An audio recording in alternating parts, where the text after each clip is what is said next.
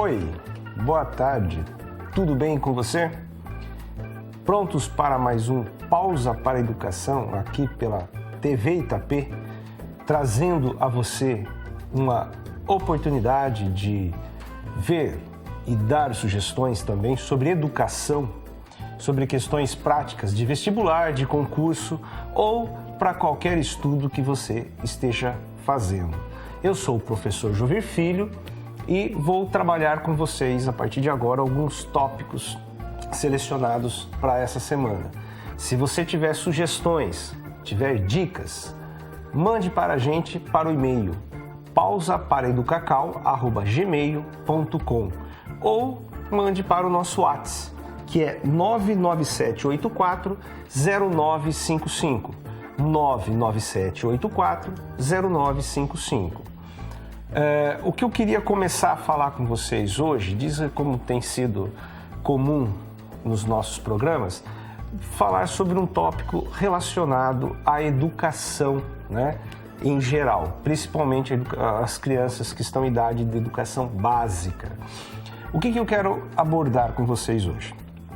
Nos nossos últimos tempos, né, tem sido muito comum classificação de vários transtornos, classificando crianças com transtorno, principalmente o transtorno, né, o TDAH, que é transtorno do déficit de atenção e hiperatividade. Por que eu vou debater com vocês essa questão desse momento? Porque, infelizmente, interfere muito no processo escolar, no processo de formação. E o drama maior, né, nesses casos é que, na grande maioria das situações, não há nenhum transtorno. Na verdade, nasceu esse rótulo, né, já são vários autores que tratam da questão, mais um que eu destaco, que sempre acompanho, é o Contardo Caligares, que escreve na Folha de São Paulo, ou a própria Roseli Saião, que sempre está entrando num tema, é que se criou um rótulo e como se ele fosse simplesmente a solução para os problemas da escola. Então o aluno é agitado, ele não consegue parar, ele é hiperativo, ele não anota nada, ele não presta atenção na aula, ele atrapalha os colegas, ele atrapalha todo mundo. Então, peraí, ele tem algum transtorno, esse menino não é em seu estado normal, vamos ver o que ele tem, e daí encaixa lá o TDAH. Ou o aluno é dispersivo, não presta atenção na aula porque fica olhando para as borboletas imaginárias, né? O aluno ou aluna, né? Fala o aluno. Em língua portuguesa nós não temos o neutro como tinha no latim. Então, a língua portuguesa usa o masculino quando o cara fala, quando a gente coloca no plural, porque prevalece o masculino. Não é que prevalece. Na língua portuguesa, o masculino é também a função de neutro, né? Algumas línguas têm o neutro, como o alemão, o inglês tem muita coisa que se joga para o neutro, mas em língua portuguesa o masculino ele faz às vezes também de neutro. Então, voltando para o assunto, então o aluno ele acaba sendo classificado como TDAH, porque ele está lá olhando para as borboletas imaginárias. E se pensarmos de maneira diferente, vamos tentar olhar pela perspectiva dos alunos, que, enquanto semana passada eu comentei os descompassos de materiais didáticos em geral, que estão preparando alunos para 1990 e os nossos alunos estão em 2016. Agora vamos pensar nessa perspectiva, um aluno que, se a gente pegar os jogos, né, os videogames da infância de quem está aí na casa dos 30, 40, que tinha lá quando surgiram o Atari, né, o Dynavision, todos esses já não são tão atrativos para as crianças de hoje. Por quê? A dinâmica do gráfico, né? A possibilidade que se criou de imagem, de recurso de informática e, de um modo geral, a cibernética, né? Faz com que se tenha uma exigência maior, né? Uma exigência maior para aquilo que se está esperando, né? Então, a criança, ela já não se adapta aos jogos da década de 80. Agora imagine uma aula dada nos moldes de 20 anos atrás. Claro, a tendência é enorme de ser nem um pouco atrativa. Semana passada, quando eu comentei com vocês que o material acaba sendo ultrapassado em relação ao que a internet possa oferecer, agora imagine em termos de dinâmica de aula, que nós temos inúmeros recursos visuais, temos recursos de áudio, temos estratégias, tem um monte de estratégia que um monte de pesquisadores já têm falado, têm apresentado, tem materiais, e as aulas, as escolas, infelizmente, insistem. Mas será que é a escola mesmo que quer ser assim? Ou nós, na qualidade de pais, esperamos que a escola seja igual a quando nós fomos crianças? Será que a gente não está esperando? Será que não é um pouco injusto com essa criança de hoje ter que pensar como 20 anos atrás, sendo que o mundo está explodindo com nova dinâmica? Então, eu queria trazer para vocês esse aspecto que, na maior parte dos casos, não temos o transtorno, tá? É só um rótulo que convém. Convém, e daí, em último caso, tem até os remédios, os medicamentos, porque todo mundo vai dando carimbo, né? Da sala de aula até o médico, vai cada um dando carimbo, sacramenta, então você precisa de tratamento. Quando, na verdade, nós temos um descompasso entre o que se espera, a criança pode esperar hoje do mundo, e o que está sendo oferecido a ela. As aulas se tornam cansativas, fácil ser dispersível, fácil estar num ritmo maior, mais rápido do que a aula. Então nós temos que pensar juntos, na qualidade de professores, na qualidade de pais. Pois bem, agora eu quero entrar num aspecto prático com vocês. Eu trouxe mais um elemento, um dos mitos de redação para a gente começar esses aspectos práticos. Vamos para a tela que eu preparei para vocês, que está lá, mitos em redação. Quantos parágrafos são ideais? Será que tem uma quantia ideal? Eu já vou direto para o exemplo de texto que eu trouxe para a gente pensar isso. Está lá o texto do Luiz Fernando Veríssimo, Na Barreira da Língua, o Brasil é Insuperável. Alguns dizem que é o envelhecimento, outros que é a morte, ainda outros que é o egoísmo ou o chulé. Mas eu acho que a maior danação que Deus legou ao homem foi a danação de Babel. Você está diante de seu semelhante, alguém do mesmo biótipo e do mesmo planeta, provavelmente vestindo a mesma grife. E ele fala outra língua. Um amigo meu sustenta que a única linguagem universal é o espirro. Há outras, claro. Segurar um lápis imaginário e rabiscar o ar, que significa a conta, por favor, em qualquer lugar do mundo. Mas o homem é essa coisa paradoxal, a única espécie que fala e a única que não se entende. Se rosnássemos, nos entenderíamos melhor. Mas a diferença de línguas e a necessidade de entendimento propiciam momentos raros de solidariedade internacional nesta Copa. Alguns brasileiros tiveram um choque ao chegar aqui. Descobriram que o italiano não é o espanhol com gestos como pensavam. Tentavam recuperar-se da surpresa, recorrendo à antiga certeza de que a maneira de se fazer entender por estrangeiros é falar português, mais alto e bem explicado. O incrível é que, pelo menos em Turim, isso tem dado certo. Obviamente não daria se não existisse a predisposição por parte dos nativos de entender e facilitar as coisas, para os brasileiros gritões. Mas a barreira da língua funciona um pouco como a barreira do futebol. A sua existência exigiu que os jogadores desenvolvessem a arte de chutar faltas. Uma arte em que, como a de falar a própria língua e ser entendido em qualquer lugar, os brasileiros são melhores do que ninguém. O detalhe é um texto do Jornal do Brasil de julho de 1990, então referente à Copa de 1990. Não estamos falando da Copa de 2014 do Brasil, mas sim a Copa da Itália de 1990. Se a gente observa esse texto, é um texto do Luiz Fernando Veríssimo, ele não fez para vestibular, não fez para concurso, mas é um texto que tem introdução, desenvolvimento e conclusão. Quantos parágrafos ele utilizou? Um parágrafo. Isso é problema, Jovir? Não. Então, o que eu queria falar, por que eu estou tratando isso como tópico de mitos em redação?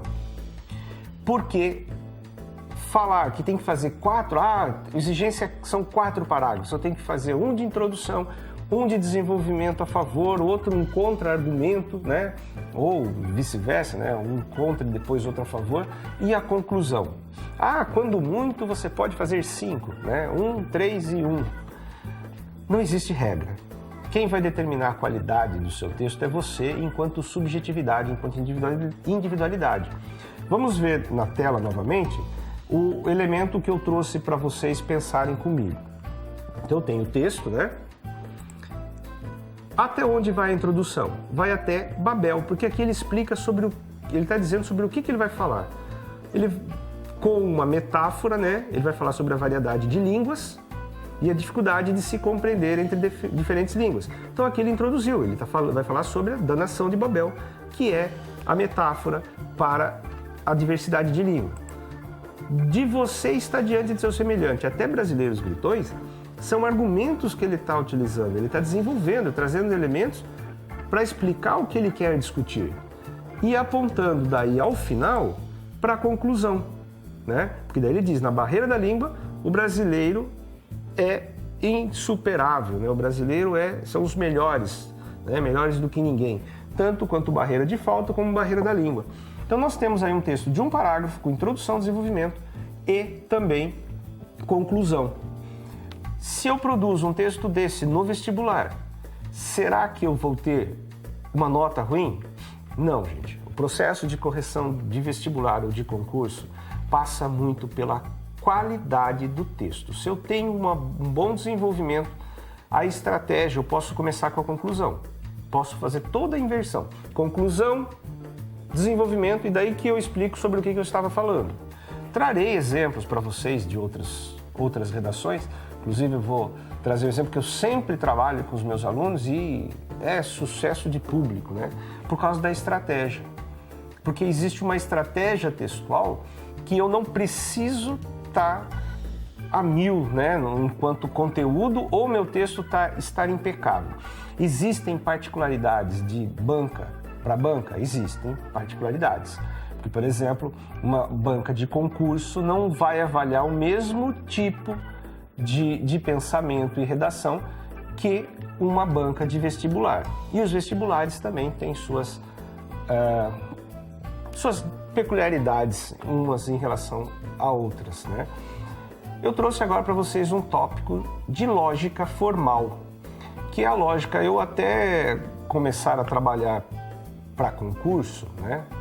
Lá em 2007 ou 2008, já começa a falhar a memória com relação ao momento exato, eu fui questionado por um aluno se eu dava aula de lógica, porque eu dava aula de matemática, de português, e ele queria saber se eu dava aula de lógica. Até aquele momento eu nunca tinha pensado na questão aula de lógica. Falei, deixa eu pesquisar o que você precisa e daí eu vejo se eu tenho condições. Eu já tinha visto lógica em semântica formal, né, que trabalha uma parte da linguística, que trabalha com o pensamento lógico. E também tinha visto em alguns estudos, né, de epistemologia, tá, enfim. Porém, a lógica sistemática, que é aplicada em concursos primeiramente, e agora cada vez mais entra nos vestibulares, né, entra nas provas, a prova da FATEC, acho que já mencionei em algum momento, ela claramente já coloca algumas questões de lógica. Eu trouxe um tópico formal de lógica para a gente pensar junto. Vamos para a tela para a gente ver o que eu trouxe para vocês. Conceitos em lógica, proposição. O que é uma proposição? É toda e qualquer sentença, afirmação que se possa atribuir um valor lógico, né? Simbolicamente, representamos as proposições pela ordem que aparecem pelas letras P, Q, R, S. Por que letra P? Porque P é P de proposição, certo? Isso da mesma forma acontece, eu vou falar de N de números, então eu coloco são N situações, eu uso a letra inicial, né? N de números. Aqui é P. E o X acabou se tornando uma incógnita referência, né? E por isso, tanto a gente a referência é o X e a próxima incógnita é Y e depois Z. Então eu tenho que proposição é aquilo que eu posso atribuir valor lógico. Mas o que é valor lógico? Valor lógico é o possível juízo que atribuímos a uma proposição, se verdadeiro ou falso. Então eu posso dizer que o que é uma proposição? Aquilo que eu posso dizer se é verdadeiro ou se eu posso dizer que é falso. Vamos para alguns exemplos. Então tem lá, Mariana foi à praia ontem. Isso daí é uma proposição? Posso dizer que isso é uma proposição? Eu posso negar ou posso confirmar isso como verdadeiro? Né? Sim, Mariana foi à praia ontem.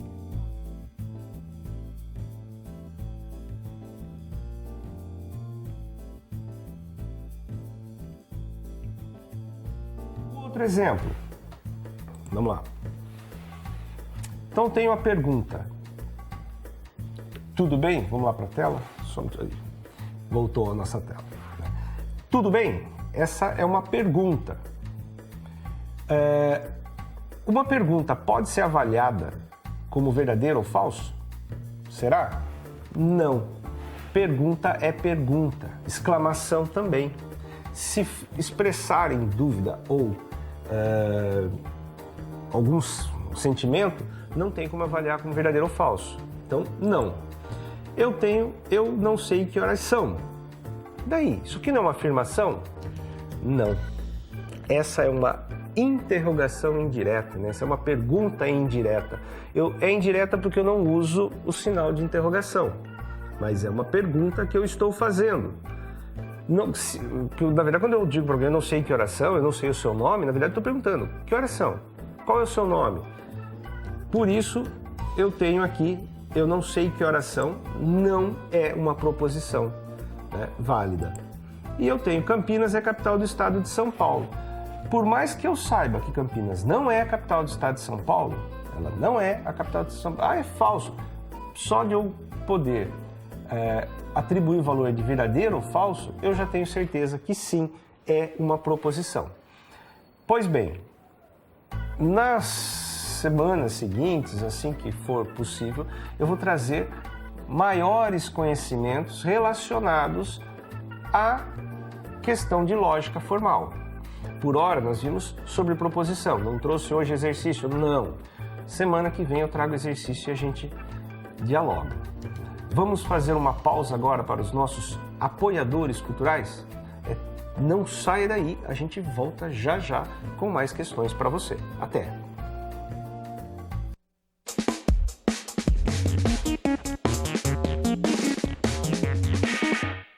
Todas as quartas, transmissão da Missa e Novena Perpétua direto do Santuário Nossa Senhora Aparecida do Sul.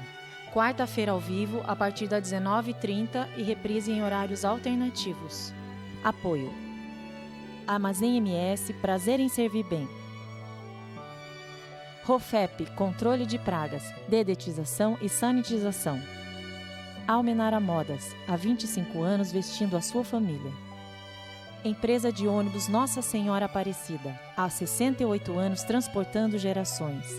Internet ultra rápida Zucnet. Internet na velocidade da luz. A tradicional sorveteria da cidade, desde 1954, está presente com seus sabores na vida dos itapetininganos. Venha você também se apaixonar por essas delícias que só a Sorveteria Alaska pode te oferecer. Alaska Sorveteria. Sorvete é a nossa paixão. Avenida Professor Francisco Valho, 585, Centro. Atenção pais e estudantes! O Anglo convida para o concurso de bolsas de até 100%. Sexto ano fundamental ou primeira série médio 2017. 11 de setembro, 9 horas. Inscrições angloitap.com.br. Quem faz Anglo nunca esquece. Autoescola Vieira. A única autoescola credenciada em Itapetininga para os cursos MOP, coletivo de passageiros, escolares, emergências e mototáxi. Autoescola Vieira. Seja um motorista completo. Avenida Professor Francisco Valho, centro de Itapetininga.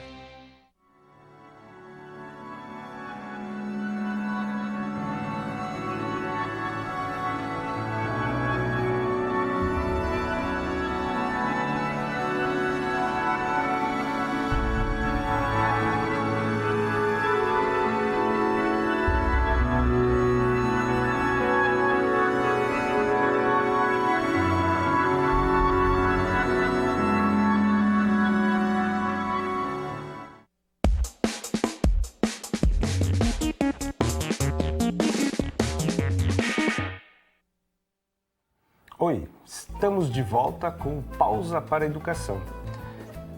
Para você que tenha dúvida ou sugestão ou queira maior explicação daquilo que já foi trabalhado ou gostaria de ver um tópico, né, que complementaria o que já foi trabalhado, mande para a gente um e-mail para pausaparaeducacau@gmail.com ou um WhatsApp, né? Mande uma mensagem através do WhatsApp 997840955. 997840955. Vamos para uma questão de matemática. Vamos nessa reta final do nosso programa. Já vou direto com a tela para vocês, trazendo um exercício. Usando inicialmente somente gasolina e depois somente álcool, um carro com motor flex rodou um total de 2.600 km na pista de testes de uma montadora, consumindo, nesse percurso, 248 litros de combustível. Sabe-se que nesse teste ele percorreu, em média, 11,5 km com 1 litro de gasolina e 8,5 km com 1 litro de álcool. Desse modo, é correto afirmar que a diferença entre a quantidade utilizada de cada combustível nesse teste foi em litros igual a 84 litros na letra A, 60 litros na B, 90 na C, 80 na D e 68 na letra E. O que eu tenho aqui? Eu tenho um caso de sistema, né? Um sisteminha de equação com duas incógnitas, porque eu tenho o quê? X litros de gasolina e Y litros de álcool. X litros de gasolina, Y litros de álcool. Como que eu penso? Primeiramente, se eu somar o quanto foi usado de gasolina e álcool, dá um total de 248 litros de combustível, como está no enunciado. Se eu penso, olha, cada litro de gasolina eu vou multiplicar por 11,5 quilômetros, que é o que rendeu, e cada litro de álcool eu vou multiplicar por 8,5, que é o quanto rendeu de álcool. Isso tem que dar um total de 2.600 quilômetros. Qual o procedimento? Multiplico por 2. Vamos eliminar a vírgula. Por que trabalhar com 11,5 e 8,5? Elimino a vírgula, vira 23x mais 17y igual a 5.200. Agora, eu sempre tenho aconselhado os meus alunos, né, principalmente em sala de aula, a trabalhar com o processo de soma e produto. Então, eu vou eliminar uma das incógnitas. Para isso, o que eu faço? Multiplico por 17 para eliminar o y, que daí fica igual. 17 vezes x é 17x, 17 vezes y é 17y, e 17 vezes 248 dá 4.216. O que eu faço agora? Basta eu subtrair, né, uma equação de outra. Porque eu subtraindo 23 menos 17 dá 6. 17 menos 17, sumimos com um y, e 5.200 menos 4.216 dá 984. Então, x é igual a 984 dividido por 6, que dá 164. Então, descobri o quê? Já é a resposta? Não, eu quero saber a diferença. Eu sei que x é 164. O y vai ser 248 menos 164, que é 84. Então, são 164 litros de gasolina e 84 litros de álcool. A diferença, né, é essa, 84 litros. Seguinte, o que eu tenho que pensar? Matemática é muito mais eu fazer o quê? Antenar para o que o exercício está pedindo. Se eu organizo a informação, mesmo sendo algo mais complexo, eu consigo olhar para aquilo que eu tenho que trabalhar. Então, sempre nós vamos tentar o caminho que seja o mais lógico possível. Eu trouxe agora para vocês uma questão de língua portuguesa tirada do vestibular da FUVEST, né? Tá lá o texto. Todas as variedades linguísticas são estruturadas e correspondem a sistemas e subsistemas adequados às necessidades de seus usuários. Mas o fato de estar a língua fortemente ligada à estrutura social e aos sistemas de valores da sociedade conduz a uma avaliação distinta das características das suas diversas modalidades regionais, sociais e estilísticas. A língua padrão, por exemplo, embora seja uma entre as muitas variedades de um idioma, é sempre a mais prestigiosa. Então, a língua padrão, o quê? É que ensina a gramática normativa. Porque atua como modelo, como norma, como ideal linguístico de uma comunidade. Do valor normativo decorre a sua função coercitiva sobre as outras variedades, com o que se torna uma ponderável força contrária à variação. Trecho tirado da Nova Gramática do Português Contemporâneo, né, adaptado, de Celso Cunha. O que o enunciado pede? De acordo com o texto, em relação às demais variedades do idioma, a língua padrão se comporta de modo inovador, restritivo, transigente, neutro ou aleatório. o que eu tenho que analisar nesse texto? Da mesma forma que em matemática, se eu organizo a informação, eu consigo resolver de melhor forma, aqui também. Se eu observo que está lá, função coercitiva, puxa, Júlio, o vocabulário vai me atrapalhar. Atrapalha sim um pouco, porque eu tenho que saber o que é uma coerção, porque daí fica muito tranquilo. Coerção é aquilo que exerce força, poder sobre algo, né? Aquilo que é feito sobre alguma força maior, né? Então a coerção é isso. E eu sei que é uma força contrária à variação. Então não posso dizer que é inovador, não posso dizer que é transigente. O que é o transigente? É o contrário do intransigente. Então não é transigente, não é neutro, não é aleatório, é restritivo. A gramática normativa, né, a norma culta padrão, ela funciona como restritivo. O que eu tenho que pensar? Uma questão de FUVEST. E eu precisei de saber sobre oração subordinada, adjuntos. Não precisei. Tá? As provas, como eu vou sempre estar lembrando vocês, que nós estamos falando de FUVEST, que é das provas de vestibular, né? Das mais conservadoras por causa da tradição, né? A primeira universidade do país, né? Ela dá ingresso para a USP. E ela precisa manter, né? A mudança é mais lenta para uma FUVEST do que para um vestibular da Unicamp ou um vestibular da VUNESP, né? Que é a Unesp. Então, mesmo assim, eu tenho uma questão que basta eu ler, eu tirar a informação do texto, extrair e saber trabalhar. Eu trouxe mais uma questão de matemática, essa aqui de ordem bem prática para vocês. Em uma caixa com 144 lápis, a razão entre os lápis com ponta e os lápis sem ponta é de 3 para 5, né? 3 por 5. A diferença entre o número de lápis sem ponta e o número de lápis com ponta é: alternativa A, 72, B, 65, alternativa C, 54, D, 43 e a E, 36. O que eu tenho que pensar aqui? Sempre que eu tiver essa coisa de razão e proporção, eu estou falando de um por outro. Pode vir expresso como está nessa fração, como pode vir com os dois pontos. Então eu tenho que a cada 8 lápis, por que 8? Porque 3 mais 5. Se eu olho lá para a fração, é 3 mais 5. 3 são com ponta. Então o que está em cima equivale à primeira menção. Então o que está se mencionando é lápis com ponta e os lápis sem ponta. Então o que está embaixo é sem ponta. Então são 5 sem ponta. Então a cada 8 eu tenho 3 com ponta, 5 sem ponta. O que eu vou fazer? Eu pensar que no pacote, eu tenho trabalhado com os alunos, essa ideia é pacote. Não é macete, é mais para pensar, juntar ideia, estratégia. Então, se me disser que é 3 para 5, então num pacote eu tenho 8 lápis. Desses 8, 3 com ponta, 5 sem ponta. Então eu vou pegar o total e vou dividir por 8. 144 por 8 dá 18. É equivalente a ter 18 pacotes, sendo em cada um 3 lápis com ponta, 5 lápis sem ponta. Então basta multiplicar. 3 vezes 18, 54 lápis com ponta. 5 vezes 18, 90 lápis sem ponta. Só que o enunciado pede para mim também aqui a diferença, não o valor. Essa diferença vai ser 90 menos 54, que dá 36. Alternativa E. Pois bem, vejam bem, a gente cria estratégia com relação a questões de matemática. Essa coisa do pacote, se você comprar essa ideia, né, entender, comprar no sentido de entender, falar, olha, é mais fácil organizar, falou em razão e proporção, deixa eu pensar em termos de pacote.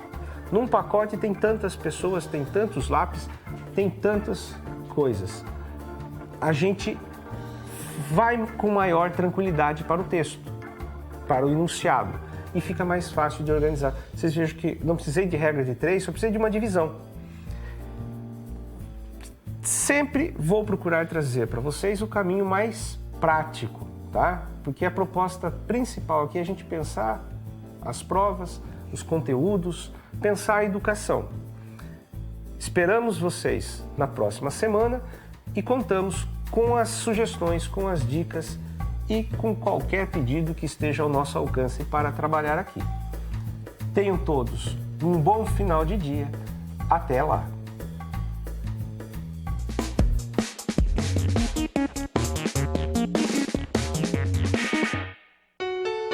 Desde cedo multiplicamos o amor, carinho